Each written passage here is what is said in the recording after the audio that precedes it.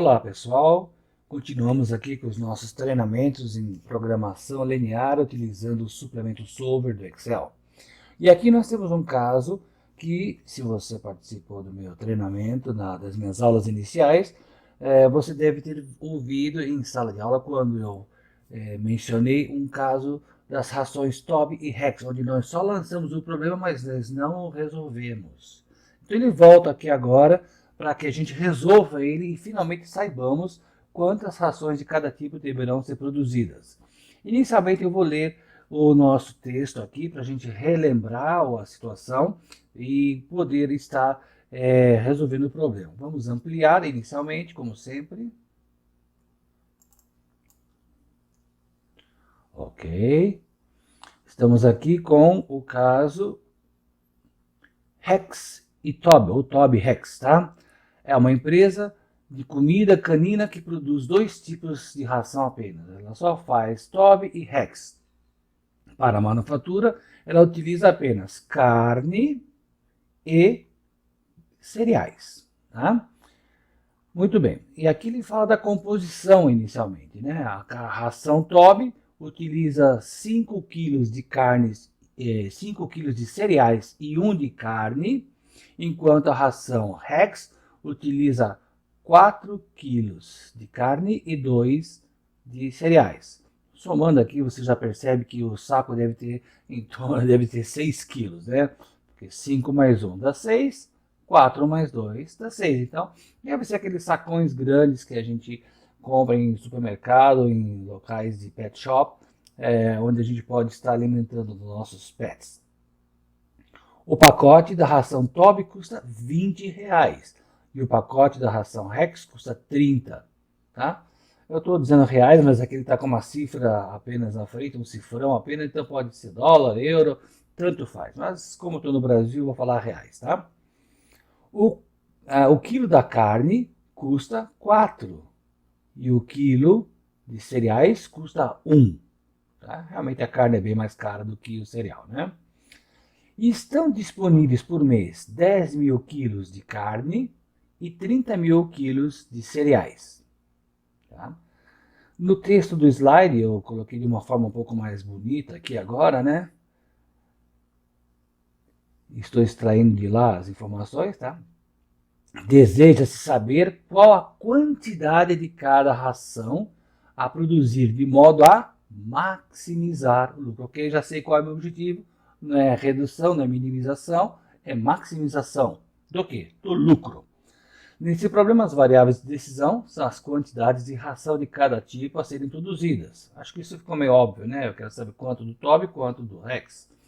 Os parâmetros fornecidos são os preços unitários de venda, além das quantidades de carne e cereais utilizadas em cada tipo de ração. E as restrições aqui claramente são os limites de carne. Eu não tenho nem demanda mínima, nem demanda máxima. Eu também não tenho... eu posso produzir, que garanto que o que eu produzir, a minha equipe de vendas vai fazer com que isso seja vendido para as lojas e pet shops, ok? A função, o supermercado também vende ração, né? A função objetivo é uma função matemática que vai determinar o lucro em função das variáveis de decisão que deve ser maximizada. Na segunda página, você é solicitado a informar qual é a sua função objetivo, quais são as restrições que nós vamos ter. Em seguida, nós devemos partir para o Solver para resolver a questão dentro do Excel. E, por final, você vai ser chamado para a reunião de diretoria, onde eles só vão te pedir qual é a quantidade de ração Tob, que você já vai ver aqui, que vai ser chamada de X1. Qual a quantidade de ração Rex que eu mando produzir? X2. E se eu produzir essa quantidade, qual é o meu lucro esperado? Ou seja, qual é o máximo de lucro que eu posso ter? Tá ok? Deu para pegar mais ou menos? Deu para relembrar?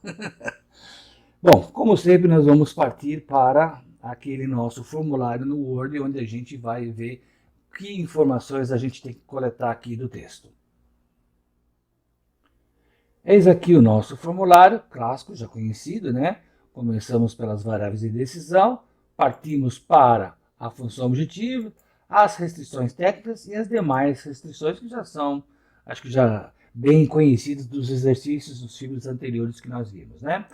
Comecemos a interpretar quais seriam as nossas variáveis de decisão. E isso eu acho que o texto já deixou bem claro para vocês, né? Está aqui até no finalzinho, a quantidade ideal de ração TOB vai ser a X1 e a X2 será a quantidade de ração do Rex. Mas também você viu na primeira página, vamos aqui rapidamente descer, que está citado aqui que os parâmetros, aqui as variáveis de decisão, ó, item 2 aqui, tá vendo? 2. Nesse problema, as variáveis de decisão serão as quantidades de ração de cada tipo a serem produzidas. A única coisa que ele não afirmava quem seria X1 e quem seria X2. Mas você já sabe que só são duas, porque só tem duas rações sendo produzidas, tá bom? Vamos aumentar, como sempre, as letras do nosso, o tamanho desse nosso formulário de Word aqui, para poder ficar mais fácil a visualização do exercício. Comecemos com as variáveis de decisão. Vamos digitar elas aqui. Aqui estão as nossas variáveis, x1, quantidade de ração do TOB, x2, quantidade de ração do Rex, ok? Rex TOB, as marcas, não é o nome do cachorro, tá? Casualmente pode ser nome de cachorro também, mas são as marcas das rações que nós vamos produzir, tá bom? Aqui agora nós vamos enfrentar uma pequena dificuldade, você vai entender daqui a pouco, porque nós vamos ter que descobrir qual é a função objetivo. Vamos voltar ao texto e interpretar o que nós precisamos ter como objetivo aqui. Como apontado aqui no item 5, a função objetiva é uma função matemática que determine o lucro em função das variáveis de decisão e que deve ser maximizada. Até aí tudo bem. A pergunta é, aqui em cima, onde eu estou passando todas as informações, composição, aliás, vamos até subir mais aqui, ó. Tem alguma menção de quanto me dá de lucratividade cada uma dessas, cada um desses produtos, cada uma dessas rações? Dá uma olhada aqui. A ração, 5 quilos, 1 quilo, 4 quilos, 2 quilos. Aqui eu tenho o pacote, ele custa, para o vendedor, para quem vai comprar, R$20. Não está dizendo que custa produzir. Aqui o termo talvez mais correto teria sido o pacote de ração é vendido por R$20 e o pacote de ração Rex é vendido por 30. Quer dizer, aqui a palavra custa, que foi me passada como exercício, não é a mais precisa, porque estamos aqui vendo que os nossos pacotes não tem esse custo para o cliente, para aquela pessoa que está comprando, tá? Então aqui e nós estamos querendo o quê? Lucratividade. Então se eu estou diante de 20 e 30, não estou diante de custos e não estou diante de lucro, tá? Eu preciso determinar o meu lucro.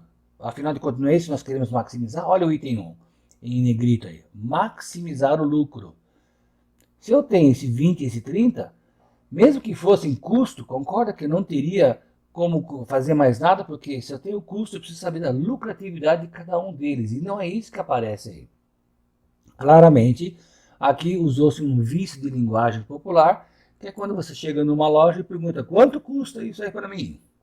E o vendedor anuncia o preço de venda para você. Para você é custo, porque você está comprando, mas para quem está vendendo é preço de venda. Mas a loja comprou muito mais barato aquilo, senão ele não tem lucro. Portanto, nós sabemos que o lucro seria dado pela diferença numa área comercial entre o preço de venda e o custo daquele produto, ou seja, preço de venda menos custo. Isso numa área comercial. Aqui você claramente está percebendo que essa aqui é um ambiente industrial. Sendo um ambiente industrial, você deve lembrar das aulas de gestão de custo, de contabilidade de custos, que é o quê? Que o custo da produção, o que é? Material direto, mais mão de obra direta, mais CIF, custos indiretos de produção ou de fabricação, ou chamado CGC, custos gerais de fabricação. Bom, não temos nenhuma dessas informações aqui. A única coisa que nós podemos ver aqui é que nos passamos, no item C, nós passamos o custo da carne e o custo do cereal. Ou seja, cada quilo de carne vai custar R$4. Cada quilo de cereal vai custar R$1. Logo, o que você tem aqui? Você tem o material. Apenas e tão somente o material. Está faltando mão de obra direta, está faltando o CIF, custo indireto de fabricação. Não temos mais informações do que o material. Tá? E de certa forma, alguém pode estar considerando que a mão de obra direta aqui não faz só serviços da produção, faz outras coisas, então vai ser tratado como se fosse um custo fixo. Se você lembrar das aulas de gestão orçamentária, tá? Você vai lembrar que nós, e também da aula de contabilidade de custos, você vai lembrar que além do conceito de custos diretos e indiretos, que é o custeio por absorção, existe também a notação dos custos variáveis e dos custos fixos. E nesse caso aqui, o custo que está sendo colocado aqui é o custo variável. Cada quilo de carne custa 4, eu posso obter quanto cada carne custa, eu já sei que é 4, mas eu sabendo quantos quilos vão em cada 1 quilo no TOB, 2 quilos no Rex, eu posso multiplicar e saber quanto a carne está custeando, está sendo usado como custo variável da carne. A mesma coisa eu posso fazer para cereais, sabendo que aqui tem 5 quilos e aqui tem 4 quilos, perdão, 2 quilos aqui, né? 5 e 2, porque aqui está invertido. O que você tem?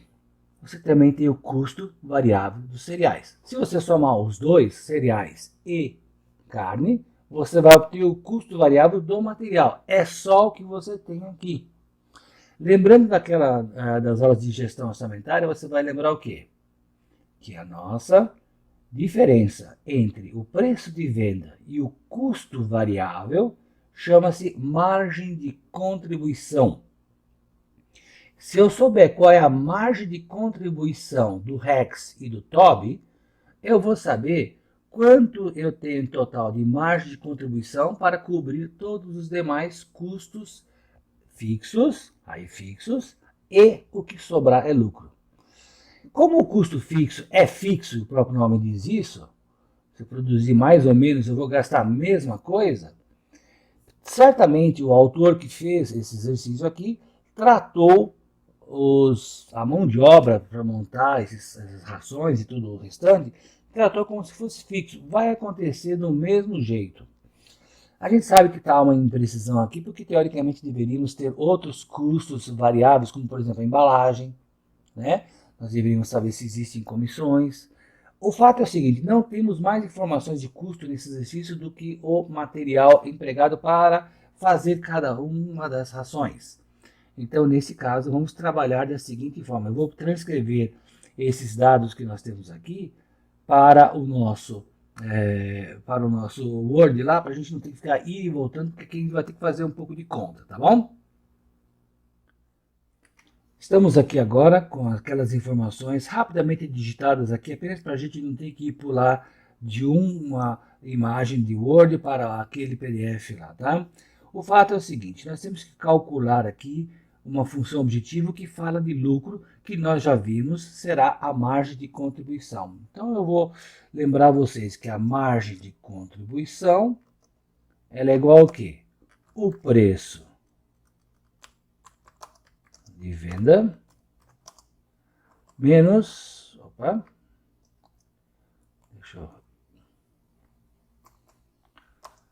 menos quem? O custo unitário variável. Ou custo variável unitário, também se quiser também assim. Então aqui agora nós sabemos, vamos ter que calcular caso a caso. Primeiramente, vamos pensar no TOB. O TOB, quanto ele custa para ser vendido? Você lembra? O TOB custa, preço real dele, R$20. Certo? Menos, e agora eu vou ter que calcular o custo variável aqui. Né? Vou colocar esse menos aqui melhor. Só que aqui eu sei que é a soma de duas quantidades, ou seja, não de quantidades, mas é a soma de dois tipos de componentes de material para a composição do tóbio. Nós vamos ver que o tóbio utiliza 5 quilos de ração, tá? Vamos até deixar ele negritado aqui agora, a gente vai trabalhar ele, tá? Eu utilizo 5 vezes, e agora eu preciso do preço desses nossos ingredientes. E os preços estão aqui, ó. Primeiramente, ele fala de cereal. Quanto custa o cereal? O cereal custa R$1. Então, é 5 quilos vezes 1. Ainda tenho que somar alguma coisa. Tem que somar carne. 1 quilo de carne, está dito aqui, certo? Então, 1 vezes quanto? Quanto custa a carne? R$4. Está vendo aqui, ó? 4. O quilo da carne custa R$4. É só o que eu tenho, tá? Se a gente fizer a conta, vai sobrar o quê? 20 menos... Quanto é 5 vezes 1? 5, né? Quanto é 1 vezes 4? É 9, né? Aliás, é 4, né? Eu já estou falando da resposta, puxa vida. Me antecipei.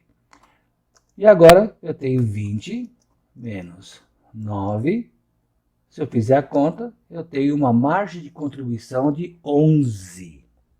TOB me representa uma margem de contribuição de 11, ou seja, é o que eles chamam do lucro, que seria o lucro unitário. Agora temos que calcular a mesma coisa para o REX.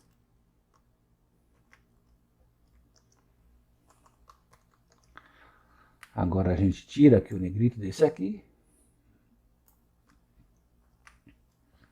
e vai negritar a ação REX. Muito bom.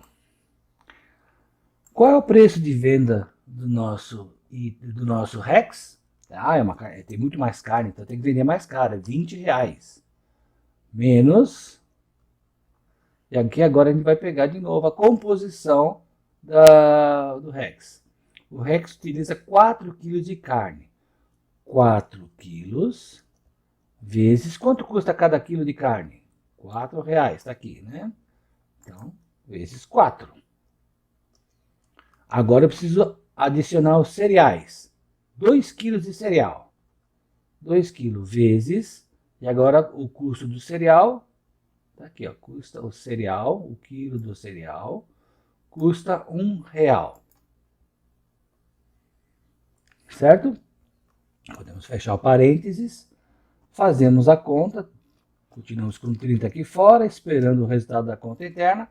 4 vezes 4, 4 vezes 4, igual 16. Mais 2 vezes 1, acho que você não precisa nem mostrar, 2 vezes 1 está aqui, né? É igual a 2.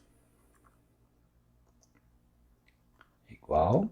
E agora temos 30 menos quanto? 18, né? Porque eu faço 16 mais 2 igual a 18. Isso me resulta numa margem de contribuição do REX de 12. Agora sim, eu estou em condições de montar a minha função objetivo. Eu não tenho que multiplicar a quantidade x1 pela margem de contribuição do TOB e depois o x2 pela margem de contribuição do REX. Né?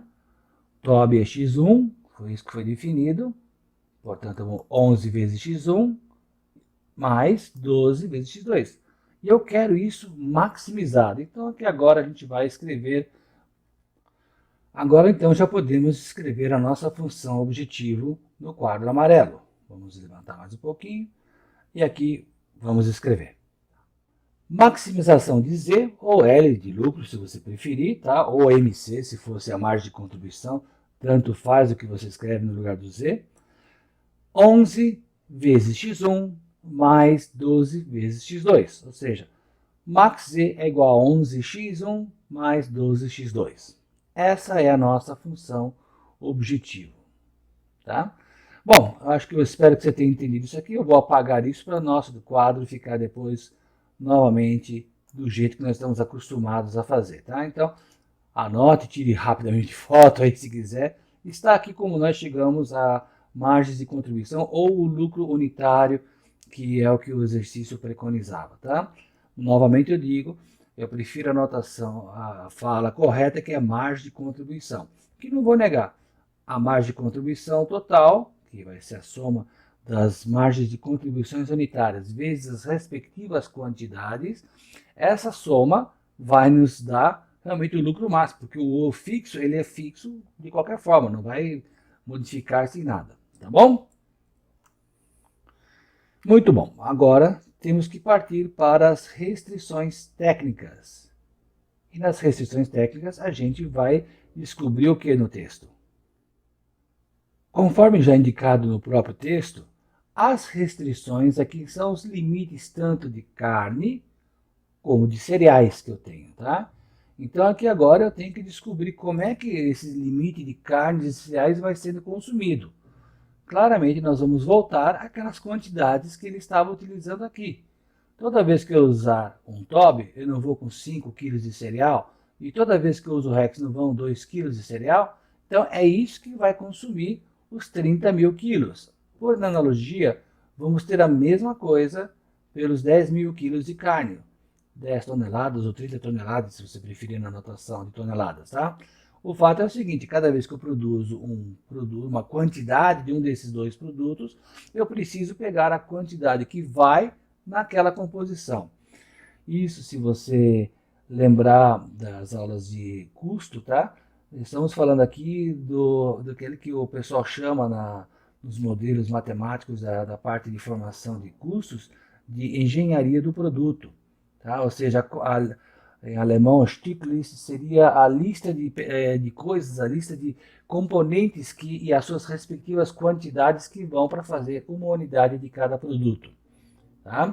Então nós vamos começar escrevendo primeiramente aqui a disponibilidade de carne, que está limitada a 10 mil, e vamos pegar as quantidades. Vamos voltar já lá para o nosso mapa lá, porque já são valores que você conhece, qualquer coisa você dá uma olhada de novo nessa informação que está na sua frente aqui, tá? No seu PDF.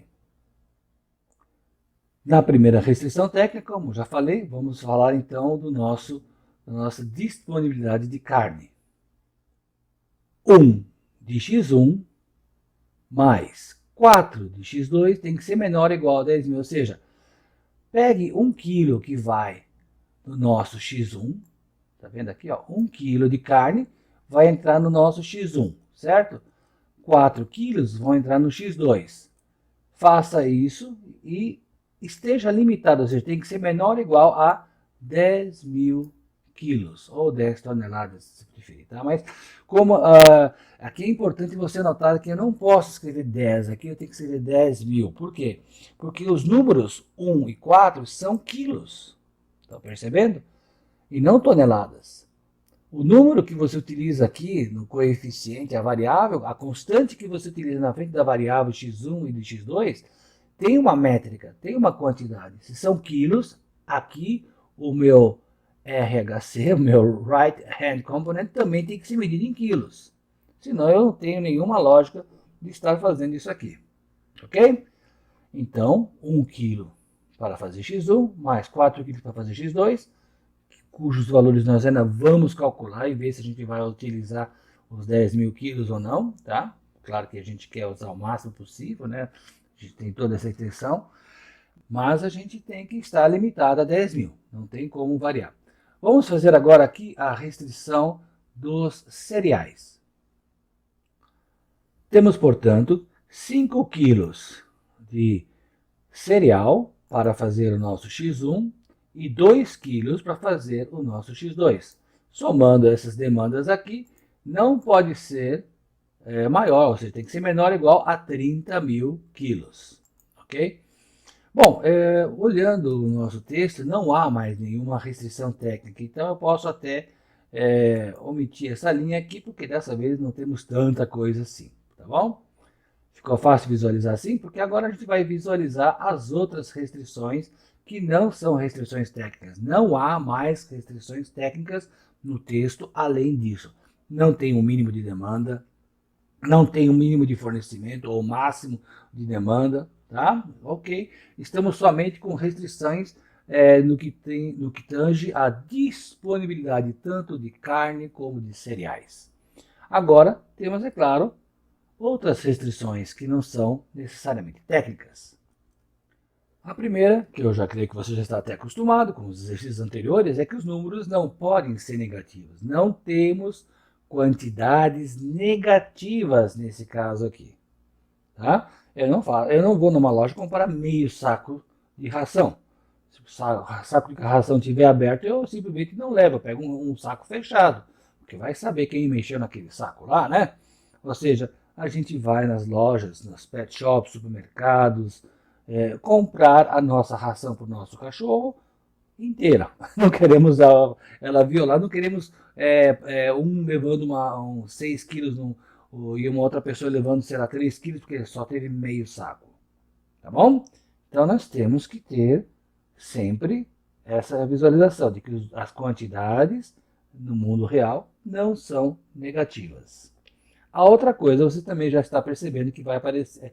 Aliás, eu falei de meio quilo, falei de sacos quebrados, e já antecipei a segunda restrição, que você já deve ter percebido no meu diálogo. A segunda restrição é exatamente os números têm que ser inteiros. Tá? Desculpe se eu confundi na explicação, mas você entendeu que a quantidade não pode ser nem negativa e nem pode ser um número que não seja inteiro. Tá? Isso aqui, basicamente, os exercícios ligados à área administrativa, na parte de administração, de gestão de negócios, são sempre números inteiros. A gente não vende produto pela metade, a gente vende o serviço todo, o produto todo. As pessoas querem comprar as coisas em números naturais, ou seja, números inteiros, ou zero, né, se não vão comprar nada, ou uma quantidade que seja positiva. Ninguém compra meio saco de macarrão, não gosta de pegar o produto violado no supermercado, por exemplo. Né? Então você tem aqui que x1 e x2 devem ser números inteiros. Tá? Estamos prontos agora para partir para o nosso Excel. Eu vou mais uma vez mostrar a você como ficaram todas as nossas informações da programação linear aqui para você ter segurança, tá? Tá aqui uma visão do todo. Vamos transferir todas essas informações para o nosso quadro azul no nosso aplicativo que eu distribuí para vocês, tá bom? Estou transferindo, já volto. Voltamos dentro do Excel. Como eu já te falei, o quadro azul está todo preenchido. Até coloquei algumas observações a mais aqui, tá? A fórmula de cálculo do lucro unitário e tudo mais, eu deixei explicitado aqui para facilitar, aliás, todo esse trecho aqui, demonstrando como é que eu cheguei no 11 e no 12 que serão utilizados na função objetivo, tá? Então, se você acompanhou a nossa exposição antes, você deve estar lembrando. Mas se você quer reforçar, está aqui a forma como nós calculamos. Partimos dos custos variáveis unitários, chegamos em cima do lucro unitário, que seria para mim o mais correto, margem de contribuição, fazendo aquelas contas que você viu todas lá. Tá? Talvez aqui seja um pouco mais didático do que o anterior, você escolhe, desde que você entenda como nós chegamos ao 11 e ao 12, que são os números coeficientes que nós já vamos colocar aqui na frente. Então, no x1 é 11, no x2 vai ser 12 o coeficiente que vai estar na frente, ok? Novamente, nesse exercício não temos utilidade para x3, x4, x5 e x6. E o nosso resultado do lucro máximo vai sair nessa célula aqui, célula B8, ok? Temos agora que entrar com as duas restrições. Primeiramente, a primeira restrição fala da disponibilidade de carne. Então, nós temos x1 tem o coeficiente de 1, x2 tem o coeficiente de 4. E o RHC será de 10.000. Tá? Aqui a anotação já está com o separador de milhar para facilitar um pouco. Aqui eu coloquei sem o separador de milhar, mas é a mesma coisa, que você sabe que na matemática pura não tem o separador de milhar. Mas no dia a dia a gente utiliza o ponto aqui no Brasil, tá? Alguns países utilizam a vírgula, como os Estados Unidos, e tem outros que utilizam o espaço em branco mesmo. tá? Mas aqui no Brasil a gente usa o ponto de milhar que a gente chama, tá? E a parte que separa o inteiro da parte decimal é a vírgula, vírgula decimal. Muito bom. RT2, ou seja, a segunda restrição fala da disponibilidade de cereais. E aqui você vai ter na frente do x1 coeficiente 5 e na frente, da variável de incógnita x2 você vai ter o 2. E a restrição, o RHC, né, o máximo que ele pode ter é 30 mil. Facinho, né? Não foi difícil preencher esse aqui, ele é bem mais simples, até do que o anterior, o exercício anterior que nós vimos tinha 5 restrições para serem preenchidas aqui nesse campo, aqui só 2, né? Claro que vai depender de exercício para exercício a complexidade do que tem que ser preenchido, tá, gente? Muito bom, então agora já podemos partir para o nosso solver. Vamos chamá-lo em dados solver. Aqui está ele. Apareceu a tela de preenchimento dos parâmetros do solver. Função objetivo você já sabe, onde está lá o Z, né? Então, já clicou aqui, ele já transferiu o endereço absoluto para cá. Já está sempre o máximo, então não precisamos modificar. Aonde vão aparecer as minhas variáveis ideais? Elas aparecem aqui, ó. Eu cliquei aqui, ficou o cursor piscando aqui, eu preencho assim, ok? São as variáveis x1 e x2 que vão aparecer nesse campo aqui, que no caso eu até coloquei a cor amarela para facilitar a visualização. Vamos adicionar agora as nossas restrições. Temos o nosso campinho, eu gosto de colocá-lo mais aqui para facilitar, né? Porque fica mais perto para mover o cursor, o nosso mouse no caso aqui, né? Referência de célula, onde está o LHC, o Left Hand Component? Está aqui. A restrição é menor ou igual? Dá uma lida aqui, ó. É menor ou igual, então já está correto aqui. Clico aqui no campo de restrição e procuro clicar em cima do 10.000, que é o meu RHC, Right Hand Component. Adicionando. Limpou tudo, né? Pronto para a próxima. Onde está o meu próximo LHC? Ele está aqui. É a segunda restrição. De novo é menor ou igual? De novo é menor ou igual. Restrição nova. São os 30.000. Então eu clico em cima dele aqui, traz o endereço para cá, adiciono. Se fosse só preenchimento de restrições técnicas, já estaríamos suficientemente abastecidos aqui. Temos aqui apenas sempre que lembrar que os nossos números que vão sair serão inteiros. Então, marcamos, aqui ó, já está piscando aqui a referência da célula, e vamos aqui e marcamos esses dois aqui. Só que agora não é menor ou igual, é o int. E adicionamos. Já foram mandadas 3 restrições lá para os parâmetros solver. Cancelamos aqui, porque esse cancelar não é cancelar o que foi feito tudo. Já expliquei em vídeos anteriores, né? Temos aqui então as 3 variáveis, as 3 restrições, desculpa, as 3 restrições, essa não técnica e essas 2 técnicas. E aqui já temos marcado, o solver já faz esse favor para nós, né? Garantindo que as nossas variáveis não podem ser negativas, tá? Alteramos o método aqui para LP Simplex e só falta agora pedir para resolver.